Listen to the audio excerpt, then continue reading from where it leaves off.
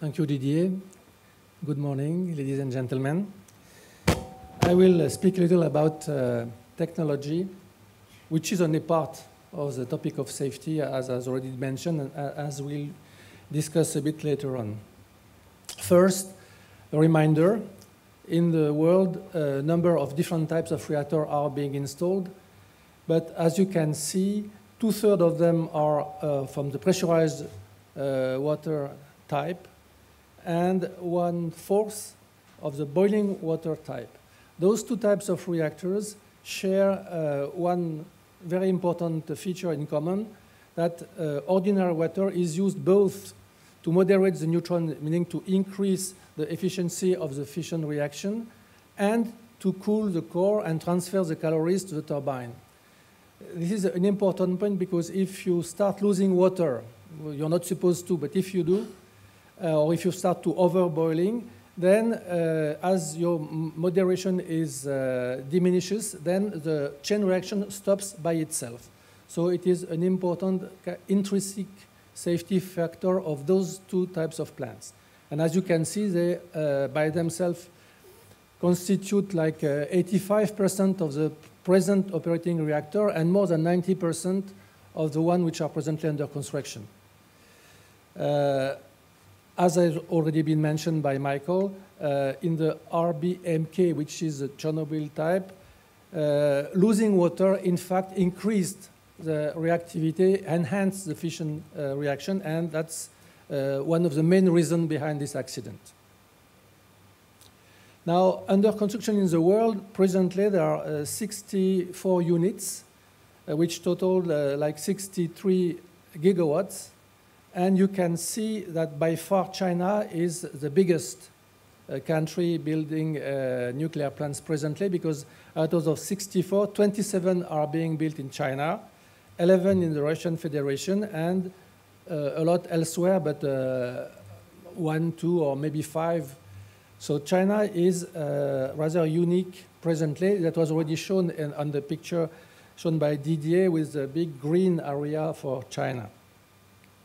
Now, if we now turn to the type of reactor being built, you see that this time PWRs are a huge majority, because 54 out of 64 are of the pressurized light water types.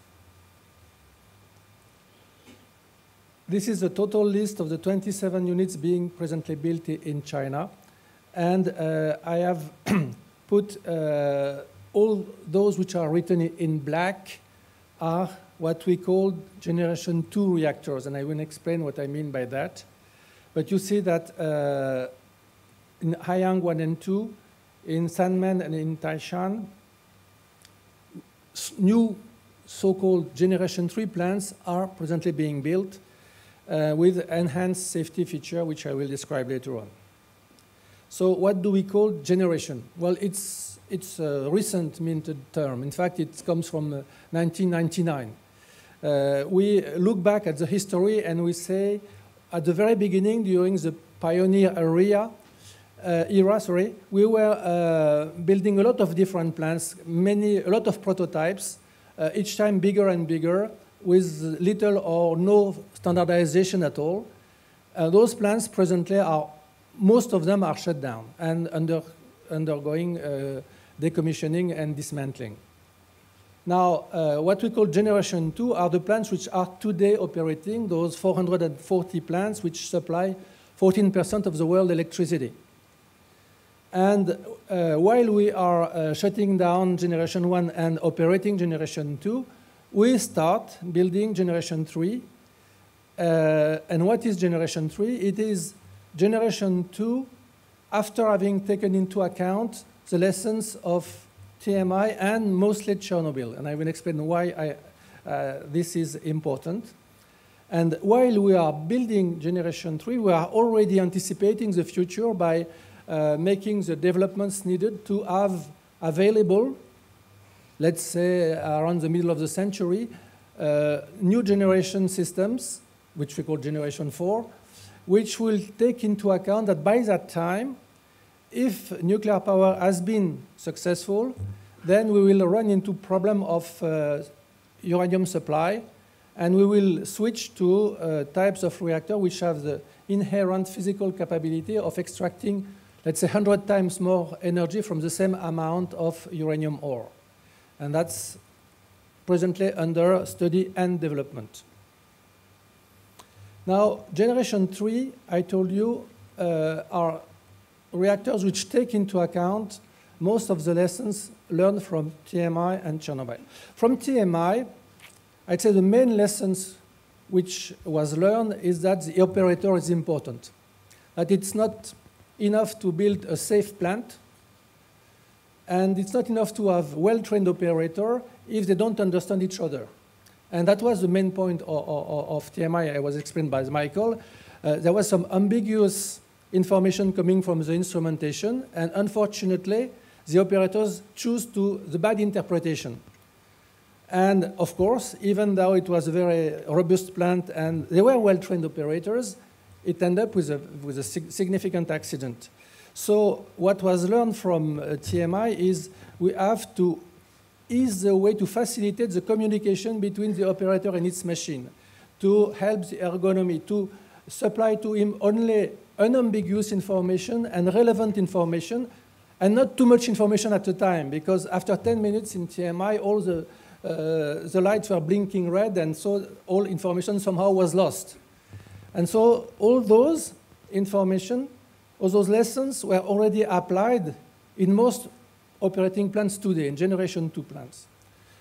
And it's very important. It has been evaluated that by taking lessons from TMI on this aspect of taking into account the human factor has probably increased by at least a factor 10 the safety of the existing plants.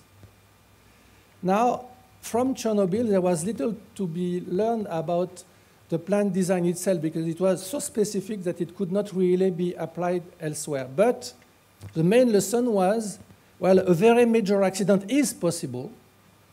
And if you go to destroying a significant part of your core, you will have to contaminate big amount of lands and you will have to evacuate people. And this is not really acceptable.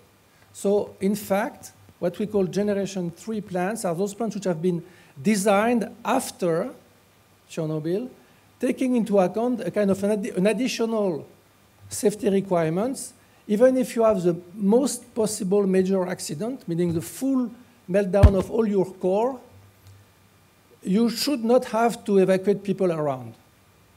Your plant is dead, your investment is lost, fine, but you shouldn't have to evacuate people around. And that's a difference because before, all generation 2 plants were designed taking into account what at the time we called a designed basis accident. It was a serious accident, but not the worst possible, because at the time it was said, well, the worst possible accident has such a low probability of occurrence that we can not neglect it, but say it is part of the residual risk. If it happens, then we will have to evacuate people. But after Chernobyl, the rule changed. It said, no, you have somehow to demonstrate that even in your worst case scenario, you will not have to evacuate people. And that meant having a lot of additional system and a lot of additional precaution to say that if you melt down completely your core, you should be able to solidify it within the containment on the very long time, and that your containment itself is sturdy enough to resist the aggression from the accident and to remain leak tight as long as needed. So the one which I will describe first is called the EPR, the Evolutionary Power Reactor, which has been designed both from France and German experience. So by making the best possible mix between the most recent PWRs in France called N4 and the most recent PWRs in Germany called Convoy, but adding this new condition that even in case of full core meltdown, everything should remain within the containment buildings. And that was something which was specific of the French and German utilities, the French and German, safety authorities, stated that they had a lot, they gave a lot of weight to the return of experience as a basis for safety. And so somehow they set the message to the designers, which was, if you go too far into innovation so that you lose all the return of experience of the operating plant, then you will have trouble during the safety exam somehow. And so the message was understood, and the EPR is evolutionary, meaning it has limited its innovation in order to make sure it is still able to retain all the return of experience from the presently operating PWR, at least in France and Germany. So as you see, two are presently being built in Taishan. And if you look at this picture, it is, I would say, a standard PWR, 4 loops, but it has some very novel addition. First, it has 4 safeguards and safety trains, which means that each of those systems has all the capability to shut down safely the plant. So it is 4 times 100% redundancy. And to make sure that this redundancy is not diminished by external aggression, each of those systems is housed in a separate building. So this is kind of the prevention. And then if you have a full core meltdown, and we don't try to say by which scenario we come to that, it is possible. So it is possible to have full core meltdown. What happens? We have a special provision to recuperate and spread the molten corium in a thin plate, which is easy somehow to cool down and to solidify again, and which is solidified passively, I mean, without having any operator action, by a big amount of water, which is already sitting within the containment. So you don't have to bring additional water, at least during the first 12 hours after the meltdown, which means usually something like 3 days after the start of an accident. So what Michael said is true. There is always a possibility of going to release radioactivity. But if you have more grace period, more time to intervene, I mean, you have 3 days before having to make sure to add new water inside. So it's already a big improvement over the previous design.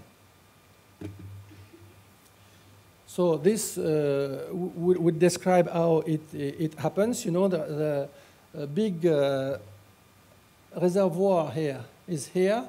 It is higher, so it's by pure gravity that if the core melts down, the water will invade the core catcher and cool it down. And when all the water is here, not only the corium itself solidified, but also any debris which would remain in the transfer channel and in the bottom of the pressure vessel pit will also be cooled. And the time it takes for evaporation and building pressure inside the containment until there is a risk of damaging the containment is an additional 12 hours to start putting water inside. This is in actual building this core catcher here and the place of the in-reactor vessel storage plant. There it is being built. So it is, of course, an enclosed area because you want to prevent any possibility of having water explosion if molten corium wants to come into water. So it is a dry area where corium will come first, and only after water will be allowed to intervene and cool it down.